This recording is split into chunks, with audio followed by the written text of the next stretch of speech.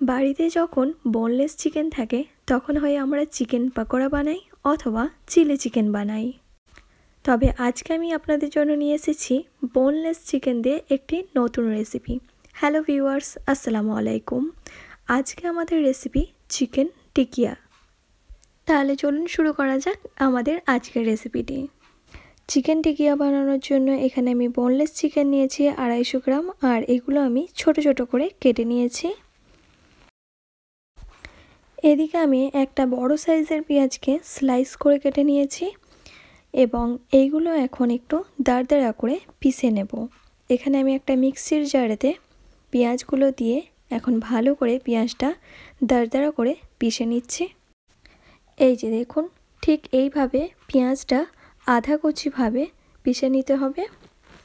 এবার এতে আমি দিয়ে দিচ্ছি চিকেনের বুটিগুলো। এখন এই চিকেনটা ভালো করে ব্লেন্ড করে নিচ্ছি।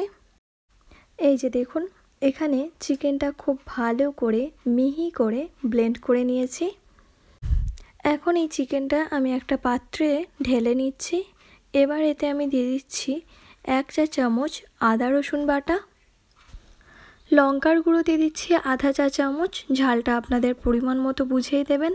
হলুদ গুঁড়ো দিচ্ছি আধা চা চামচ, নুন দিচ্ছি পরিমাণ মতো, ধনের গুঁড়ো দিচ্ছি আধা চা চামচ, আর জিরের গুঁড়ো দিচ্ছি আধা চা চামচ, আর গরম মশলা গুঁড়ো দিয়ে দিচ্ছি হাফ চা চামচ। একটা বড় কাঁচা লঙ্কাকে ছোট ছোট কুচি করে দিয়ে দিচ্ছি। এখানে ঝালটা আপনারা কতটা পছন্দ করেন সেই মতো কাঁচা লঙ্কাটা অ্যাড করবেন। আর অল্প দিয়ে দিচ্ছি ধনেপাতা। চিকেনটা বাইন্ডিংয়ের জন্য এখানে আমি 2 টেবিল চামচ বেসন অ্যাড করছি, আর দিয়ে দিচ্ছি সরষের তেল 2 টেবিল চামচ। এখন এই চিকেনটা বেসনের সাথে খুব ভালো করে মিশিয়ে নিতে হবে। এই মিক্সচারটা একটু শক্ত করে মাখিয়ে নিতে হবে। এখানে চিকেন মিক্সচারে আমার আরও 1 টেবিল চামচ বেসনের প্রয়োজন আছে, তাই আমি এখানে মোট 3 টেবিল চামচ বেসন অ্যাড করেছি। এবার এই বেসনটা ভালো করে মাখিয়ে নিচ্ছি। এই পর্যায়ে আপনারা একবার নুনটা চেক করে নেবেন। এখানে আমার চিকেনটা খুব ভালো করে মাখানো হয়ে গেছে। চিকেনটা এখানে আমি কাবাবের মতো করে শেপ করে নিয়েছি। এবার এগুলো এখন ভাজার পালা। এদিকে আমি একটা প্যান নিয়ে নিয়েছি, আর এতে আমি দিয়ে দিচ্ছি হাফ কাপ তেল। তেলটা ভালো করে গরম হয়ে যাওয়ার পর এখানে আমি একে একে চিকেন টিকিয়াগুলো দিয়ে দিচ্ছি। এখন এই টিকিয়াগুলোকে উল্টে পাল্টে ভালো করে ভেজে নিতে হবে, আর এই সময় গ্যাসের ফ্লেমটি রাখবেন মিডিয়াম টু লোয়েতে। এখানে আমার টিকিয়াগুলো ভাজতে 10 থেকে 15 মিনিট সময় লেগেছে। এই যে দেখুন, এখানে আমার টিকিয়াগুলো খুব ভালো গোল্ডেন ব্রাউন হয়ে গেছে। এই টিকিয়াগুলো এখন হয়ে গেছে, এগুলো আমি এখন একটা প্লেটের মধ্যে তুলে নিচ্ছি। তাহলে দেখলেন তো কত কম সময়ে কত কম উপকরণে বোনলেস চিকেন দিয়ে এই মজাদার চিকেন টিকিয়াটি তৈরি হয়ে গেল।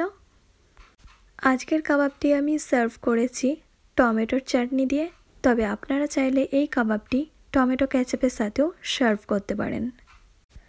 এই কাবাবটি আপনারা গরম ভাত, গরম রুটি, পরোটা, লাচ্ছা পরোটা সবার সাথেই পরিবেশন করতে পারেন। এমনকি চায়ের সাথে অ্যাজ এ স্ন্যাক্স হিসেবেও পরিবেশন করতে পারেন। চলুন এখানে আমি আপনাদেরকে একটু চিকেনটা ভেঙে দেখাই। এই চিকেন কাবাবটা বাইরে থেকে যতটা মুচমুচে, ভেতর থেকে ততটাই সফট। এই যে দেখুন ভেতরটা কত সুন্দর কুক হয়েছে। তাহলে আর দেরি কিসের, চটপট বানিয়ে নিন এই রেসিপিটি আর পরিবেশন করুন চাটনির সাথে, আর এনজয় করুন এই টিকিয়ার সাথে। আশা করছি আমার আজকের রেসিপিটি আপনাদের ভালো লেগেছে। ভালো লাগলে অবশ্যই একবার তৈরি করার অনুরোধ রইল। আজকের জন্য এতটাই, ফিরে আসবো আবার আরেকটি নতুন রেসিপি নিয়ে। আল্লাহ হাফেজ।